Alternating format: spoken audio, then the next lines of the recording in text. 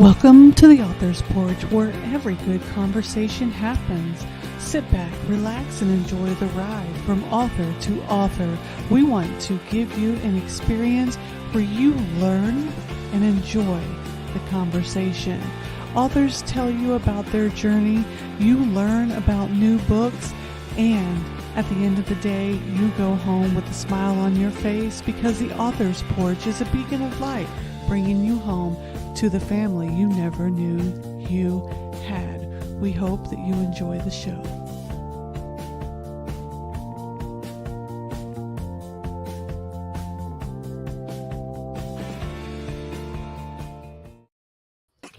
Hey everybody, welcome to the Author's Porch, where every great conversation happens. We're back and we are super excited to be here. We are talking with Steve Geeding tonight. How are you doing, Steve? I'm doing great. How are you doing? I'm doing good, and so is Dobby, my co-host over I here. just met Dobby, as a matter of fact. Yeah, so we're excited to be here and having this great conversation with you about your life, authoring, and your new book out. So I'm going to give everybody just a short introduction so that we can just talk about the rest of it instead of listening to me talk the whole time because they listen to that all the time.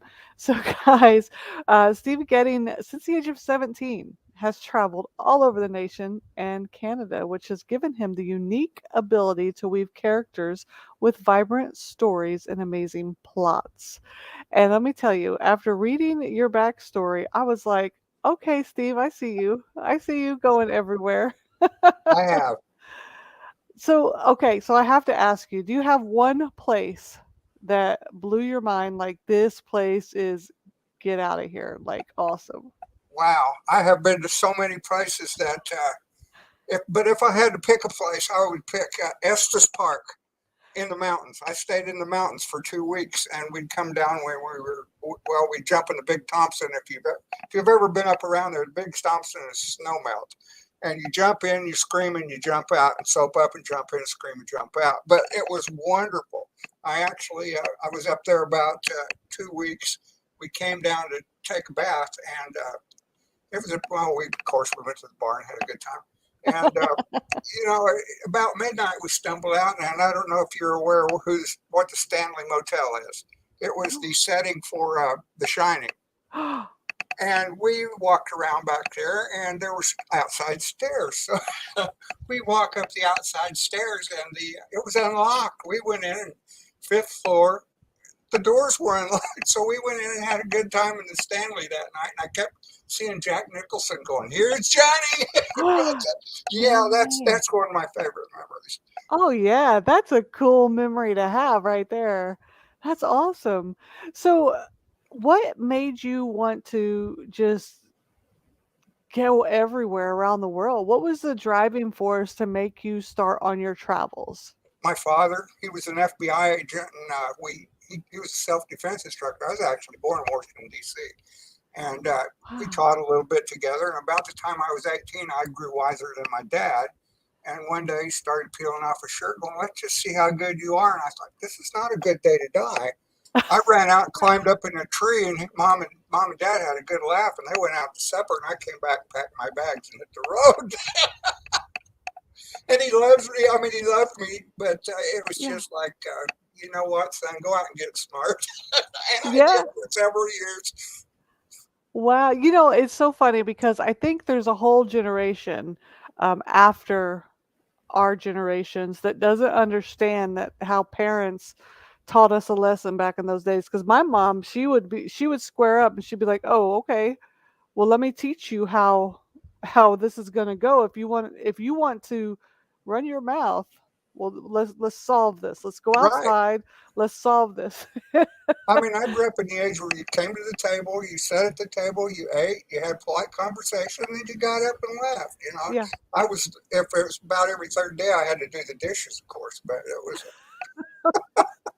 Life was totally different. oh my God, it's, Yeah. it's so weird. I've got grandsons, they just look at me like, "You did what?" Yeah, it's true.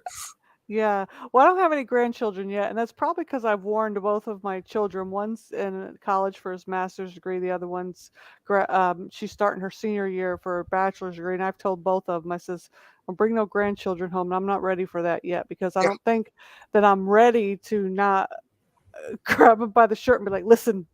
So I said, I'm not settled down enough yet. But looking at you, you travel the world, you did a lot of stuff, and I read that you had some brushes with the law yourself. But Oh my, yes. one of the fascinating things was you didn't stop there and let it define your life. No, I actually I hit the road. Jim and I call him my brother from a different mother, and he's gone now, but he's the character in my books. But when we hit the, when I ran away, I went and got him. He said, "Sure, let's go," and we left. But it's just we did that. We came back, spent several years, back and forth everywhere, Mm. and one day I started getting older, and I think I hit about 38. And I said, it's about time to do something. Went back to school, got my degree in English with a minor in paralegal studies. About that time, I said, Dad, what do you think it'd take to get my law degree? He was, a year. Uh, I didn't know at the time he was bullshitting me. Okay. And that was before I started back to undergrad. And I went ahead and went through undergrad 5 years, went to law school for 3 more years, studied for the bar for another year. And about 8.5 years later, I got this little piece of paper that says I'm an attorney. I didn't stop there. I'm sitting down on the river. The river patrol wheels up in their boat. They go, why don't you run for prosecutor? And I go, I didn't even know how to spell a damn word. I said, sure. And I won. I'm going, oh my God, what do I do now? So I hit the ground running and started prosecuting cases. Loved it, dearly loved it. Did that for 8 years, switched sides, went into defense, and did that for another 12 years. And finally, I got burned out because I just could not stand people in divorces and stuff using their kids against each other. Yeah. So I went back to my first love, writing, which I never stopped. I've always written poetry, but Wow. I started writing books. So you say you always wrote. What was the earliest memory of a piece that you wrote? My mother said that I wrote my first poem when I was 7. Oh. And but she said, "Oh, Walter Stephen, it was just dark." I'm a fat little kid. How can I write dark stuff? Some of the most creative minds write some pretty dark stuff when they get real deep into their minds. That's the craziest part about it. It's just the mind gets really wide open, I think. And my craziness hasn't stopped. I raise bees now for a hobby, and it's been about 4 days ago, and they swarmed, which is nothing more than a hive split, and half of the hive gets a new queen. They take off for greener pastures. Well, they land in a tree not far from my hive, and I thought, I want to catch these little boogers. I go out, I get another box, and I got it sitting underneath them, and it's called what's called a beard, and 8 or 10,000 of them will get in a big clump. I reached up and took them in my hands. I had gloves on, but I had this clump of bees, probably 10,000 bees in my hand, and I felt so proud. And until I dropped them, I tripped and dropped my bees, and they were Oh my looking up at me gosh. like, you big monster. I thought they had attacked me, but no, they crawled back up and got their queen, and I put them in the box, and all was well. But I wrote a poem about it, and it's on my website, walterstephengeeding.com. Nancy just put it on there, so it's this week's blog. Wow. So So my you're craziness has not stopped. It just took a different curve. and now you write about all of it and people get to share in it. Oh yes, yeah. There's a blog about what happened to me, and then there's a 5 stanza poem about it. Wow. So your latest book is the second volume of Endless Time series, correct? Correct. And Okay. I've actually got 2 more finished. One's almost done editing, and the 4th one is in the safe waiting. So, and I'm on the 5th one. So. The fifth, wow.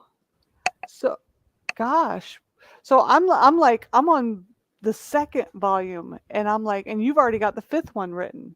I'm working on the 5th one. Okay. You've got the Path of Cocopelli, which is the original one, my Uh-huh. flagship book, and then you've got Murphy's Diggins, which you're working on, Okay. and then I'm making Tracks, which is about the building of the Transcontinental Railroad with the 2 characters, and then the 4th one is West Coast Turnaround, and then the 5th one is Gringos. Nice. So what would you say that these fall under? What is the main plot or main message of these books? The message, the core message is, there's in the first book, the core message, it's all about growing up. There's always a journey. And in the first book, The Path of Cocopelli, the guys, two carefree friends, and they discover, how to do it. And they go, but it's a two men are boys inside. They don't have anything. They don't hold on to anything very long. They've hit the road. They've been out there forever, and all they've done is have fun and experiences. Well, they go into and they find it. They go, aha, treasure. Let's go get some more treasure. Once they figured out how to do it, they go into 1822 New Mexico, which is the first year the New Mexicans allowed traders to come in, United States traders to come in.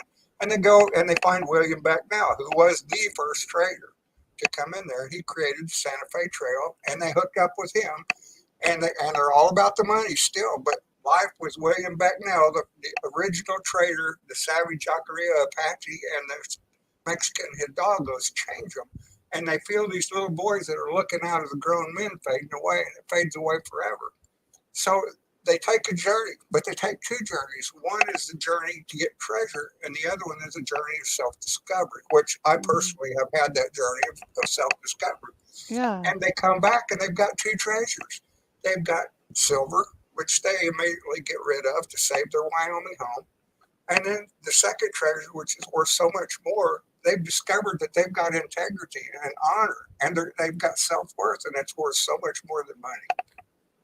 Yeah, when you said that you went on that journey of self-discovery, I was going to ask you that because you went from leaving at 17 and traveling to all these fantastic places. And you also talk about how you had so many different jobs, from a YMCA instructor, painting water towers, building homes, photo lab technician.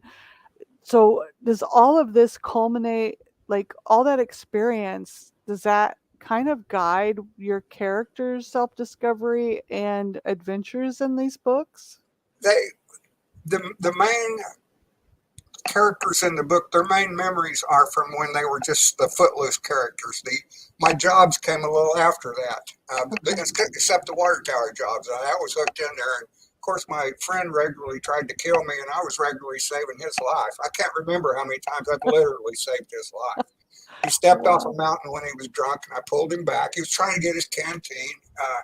He nailed himself between the eyes with a hammer and fell off backwards. And I was up there with him. We're 110 feet above the ground. And I reached out and grabbed him and said, and blood just pouring out of his head. We lowered ourselves down, went and had a few beers, And I've got that in the first book. I'm sure you read it. And then it just one thing after another. We rolled a car, and it flipped end over end and side to side. And I'm in the front seat. And I remember the driver, I said, Larry, you okay? And he goes, yeah, I just got thrown out about the second row. I'm back here on the road. You guys get out of here, because we were both on probation. Okay. So, I'm laying where the driver should have been, and I'm looking up because the car's laying on its side through the passenger window. And Jim's knocked out cold in the back, and about that time the motor catches on fire. And I'm going, well, crap, this is not a good place to be. So I crawl up through the window and crawl down on the passenger window, reach down, and we both had real long hair. I grabbed Jimmy's bright red hair, and I grabbed a big hunk of his hair and just drug him straight up out of and by the time we got to the window, he's cussing like a sailor, so I knew he was all right. And so I saved his life there. Just time after time after time. Yeah. That's a sure sign that he's all right when he's cussing like a sailor. That's a good analogy right there. You're like, oh, you can still cuss, you're good to go. Yeah. So we were on our way to a party, and we went to the party, had a good time. That's funny. When you say he had bright red hair, that I envision my uncle. His nickname is Jammer because he traveled around the world in different bands. He was their equipment guy. He was the sound guy. And he tells me of stories kind of like yourself. And I can envision all of it. But I wonder, whenever you settled down and went to school and became a lawyer, did the adventures stop, or is that when the adventures started to go on? Well, by that time, Jim died when Jim was 27. Oh, wow. And he got murdered. But Mm. I, but he, and I was married, I remember he was living out in Colorado. He had a wonderful lady out there, and there was a mistake happened. He'd loaned a buddy his car, Mm. and the buddy went out, and the buddy was dating the mayor's daughter. Well, he slapped her around. Well, the mayor's mama, wife, and son goes looking. Well, Jim had got his car back. He's driving down the street, and they thought it was Jim. The Oh. mayor's son clocked him with a ball bat. And Jim was tough, 6 foot tall brick.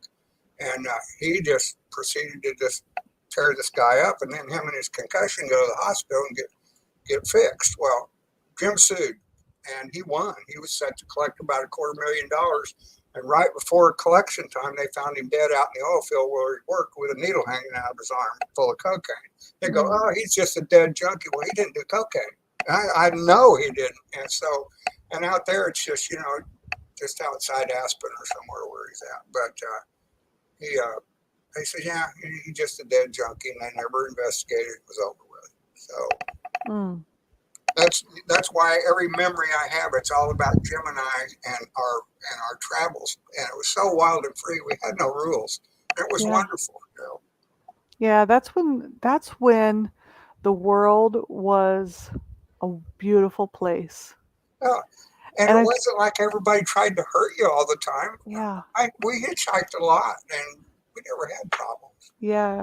And as sad as the thought of him being gone is, he never had to see what we had to see.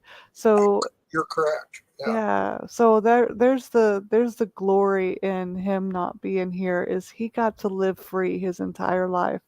he really did. Yeah. And the thing is, he's alive in my mind today because we have Yeah. adventures on a daily basis.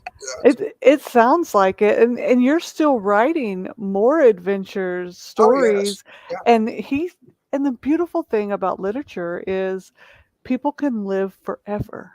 yeah. You can Well, make and them that's why I immortal. write about time because time is a continuum. I truly believe it. And I have a physical manifestation called synesthesia, and it's an actual manifestation. Mhm. And a smell or a taste or something will trigger it. And it's a phenomenon. You can look it up. Mhm. But mine is wet pine tree smell from above Estes Park. And the second I smell that wet pines, I am there. And it's not just a memory. You are there for about 2 or 3 seconds. And I mean, you can smell it, you can see it, you can everything, and just as quick you're back. Wow. That sounds amazing because there's some places that I would love to be at all over again. Some not so much, but others I would love. Is there other places that you get to remember in that way? Well, mainly that trigger is just in the mountains, but Yeah, that's good. which is That's a fine because that's my favorite place anyway. So. Yeah, I can only imagine. So with these stories, do you have a message that you want to share with people through these stories, whether it be, just to be free and wild sometimes in your life or something else? The core message in these books is that you can take your journeys, you can make your money, you can do everything, but in your journey, recognize your personal growth, and don't despise it. You're gonna live one way or the other, unless you have the unfortunate luck that Jim had. But Yeah, as you live, grow with it, and be happy. Because you're gonna be better. that's true. That's true. A lot of people are scared of growing and changing because they think that a part of them will be lost, but what they don't understand is you gain so many more parts of yourself.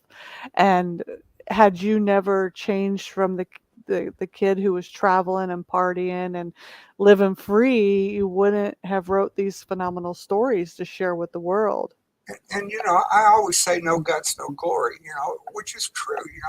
So Yeah. many people want to do that, but they also want to say, well, it's quitting time and have a safety net. Well, Jim and I traveled for years, and we never had a safety net. I mean, it was just us. But I write these stories so people can see them, and say, well, I'd sure like to do that. And I'm going, well, just sit down, kick your feet up, and read one of these books. And for a while, you will. Yeah. Now, you have 14 grandchildren. I do. So, how And often? I'm sorry, go ahead. I lost one. I lost my oldest grandson, got killed in a car wreck. I'm sorry to hear that. It's been My a while. But my heart and prayers are with your whole entire family. But how often do you get to have them sitting with you and you get to tell these stories? oh, pretty much my oldest son's family is right here in town, and his wife works with me. She's got a little eBay store in my office, so I see her all the time, and we go over there. And so we have a good time. And my very first wife, who actually went on some of these trips with Jim and she's part of the family. So she comes over, and we all just have a great time sitting around. And I'll be telling the story, and she'll be going, Stephen, you should have been dead on that one. I'm going, yeah, I know, Cindy. You're like, yeah, but God had other plans for me, and I'm Yeah. still here, and I'm still doing those plans. So, what does it feel like when you're able to write your stories down and share it with the world? What does that feel like when you publish one of your books, you get it out there, and it's out? Do you, Well, it's a feeling of release.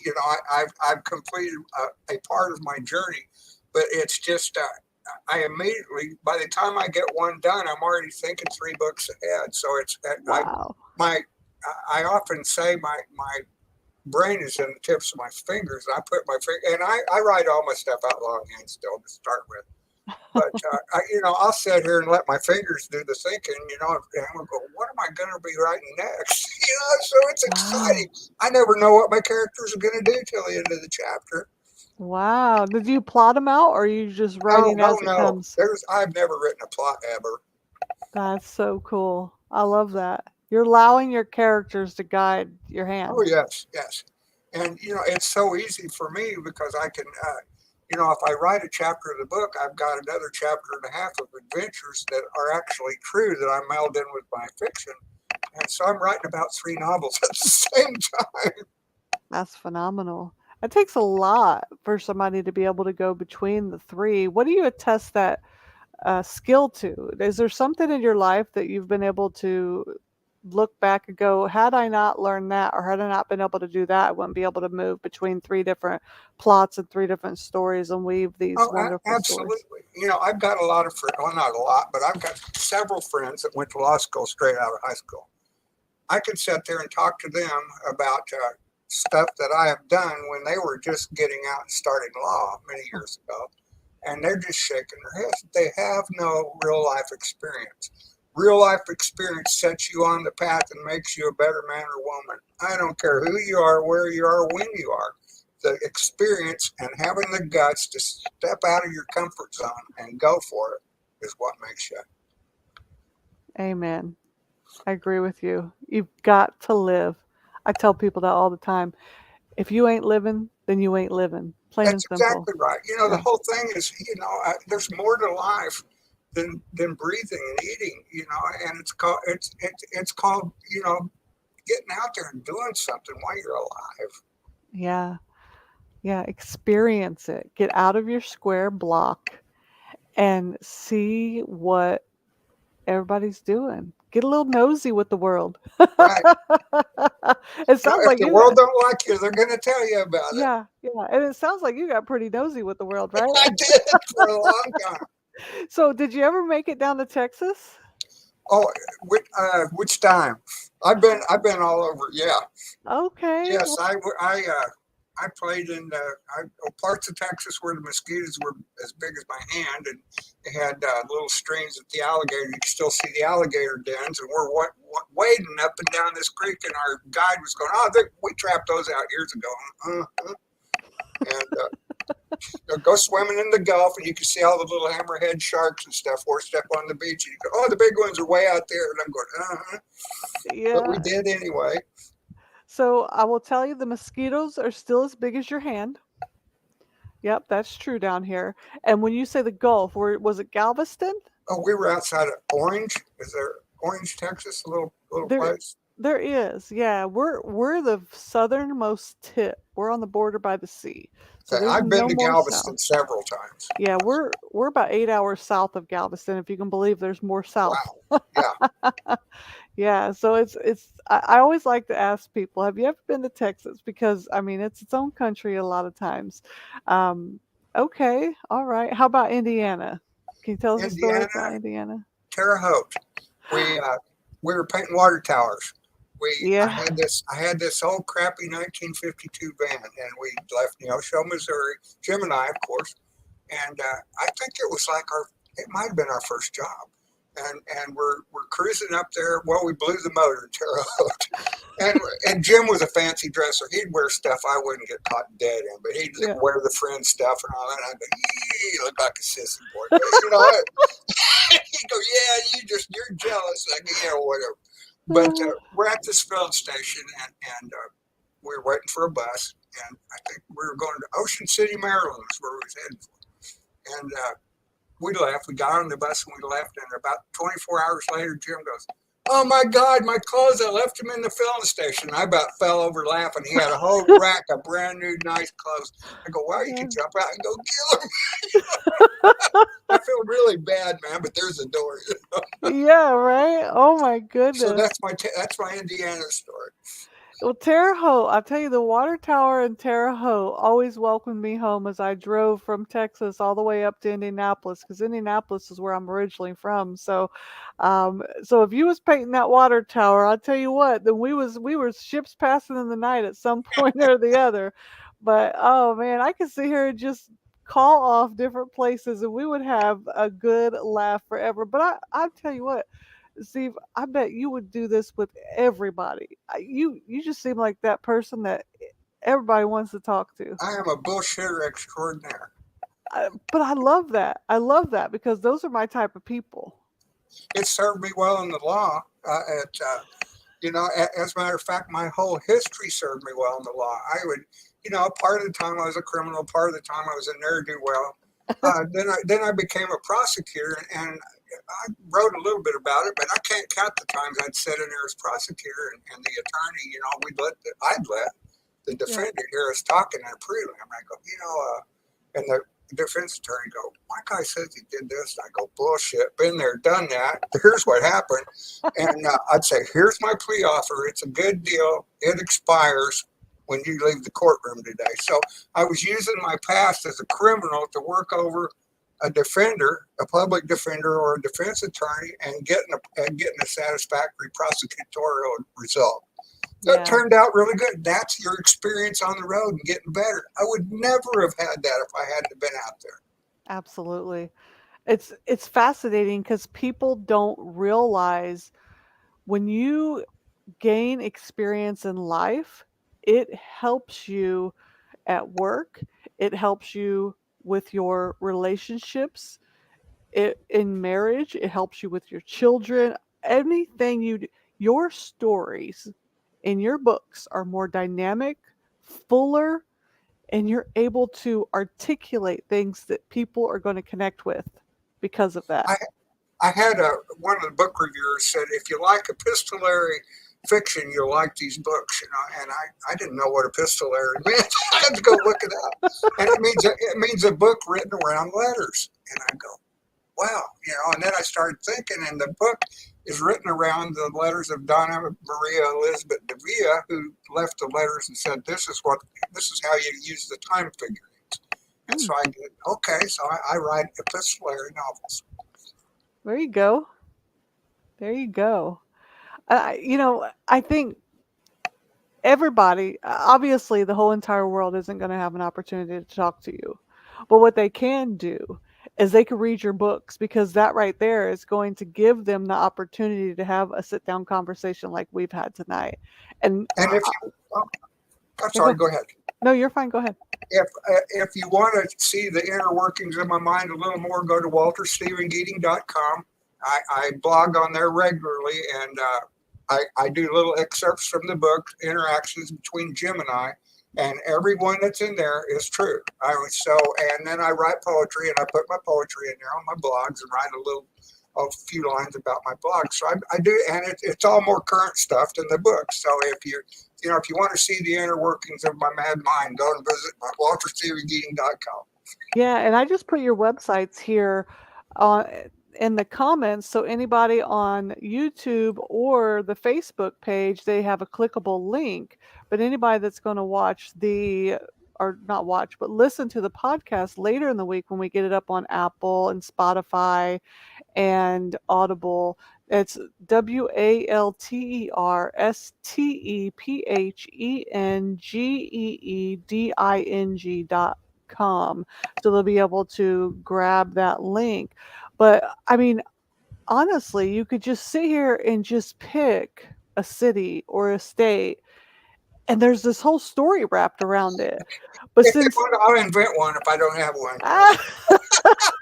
and it'd be believable because it's Yeah, just that's just how your mind works. that's my But bullshitness.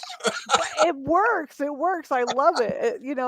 It's funny because I'll tell stories all the time, or my husband, something will happen, and I'll be like, I got to tell my mom. He was like, oh, I'm gonna leave the house for this one because it's gonna be a tall tale. But it's just funny because telling it in a dramatic and way that you do it just makes it better storytelling. And since you don't get to have a conversation with Steve, and we don't have hours to sit here and conversate, which I wish we did, you can read the books and Right. you can hear those phenomenal stories that are so vibrant, like the life that is just inside of you, exuberating off the screen. And until my mother passed a few years ago, she'd go, Walter Stephen, you can't put that one in there yet. The statute of limitations hadn't run. I go, okay, Mom, I'll keep that one in. That's where being a lawyer comes in handy for There you you. go. And it's made, and being a lawyer later on in my life, in the books, especially the second one, it might be the first one. I did some legal wanderings, when the heirs were trying to take the ranch, and all the legalese that's in there came to me because I had went to law school. It made it very believable because it's all accurate. Nice. Ah, so many lives lived in one lifetime for you, and you still have so many more to live and so many more years and books inside of you. So what's your next project that you said you're working on 3 books right now? Well, I'm working on book number 5, which is Gringos. I've actually just completed a children's book. It's a shorty, but it's going to be an animated. Hopefully, if it Nice. is, I'll get a hold of you. And I've Yes. got it. It's in manuscript form right now, but I'm getting really close. So, Awesome. Yeah, and that definitely reach back out to us. that one's all about Kramit, the little frog Kramit. And it's not Kermit, it's Kramit, because when he was a baby, he'd eat so much, and his mom and dad said he didn't eat his food. He'd just cram it all in there. So he's Kramit the frog. I love that. That's adorable. And when that comes out, you have to get back in touch with us because we're gonna have to have you back on the show. I've Absolutely. I've had an absolute blast talking to you, Steve, and I could sit here and do it for hours and probably never get tired. So that's I start rattling and I get go. I've got notes laying around, and Nancy goes, "You never look at any of that crap anyway. Why do you have it out there? It makes me feel good."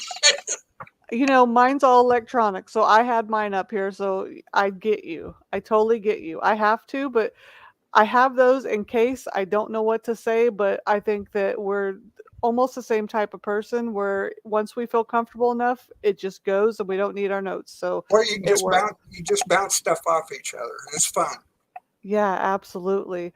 Well, Steve, once those new books come out, make sure you reach back out and come back on the porch because I think that you have this vibrant spirit that just has a lot to say, and your stories are so connectable for people because they're about life's experiences and, like you said, growing into your own skin.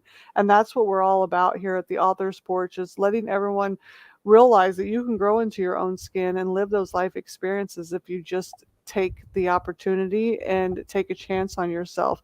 But like everyone knows, I get to talking and sometimes I don't give an opportunity for the author to get everything out there. So is there anything that you want to talk about that we did not discuss here on the show so far? Well, I would think you've got it as far as the core message. if you're not there yet, don't despise yourself because you're not there. Take another step.